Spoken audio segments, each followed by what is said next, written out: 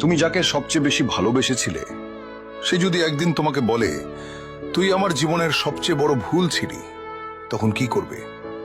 তুমি হাসবে, কাঁদবে, না চুপ করে থাকবে? আসলে কিছুই করার থাকে না, শুধু বুকের ভিতরে একটা আগুন জ্বলে ওঠে। আর তুমি বুঝতে পারো ভালোবাসার কোনো নিয়ম নেই, কোনো গ্যারান্টি নেই।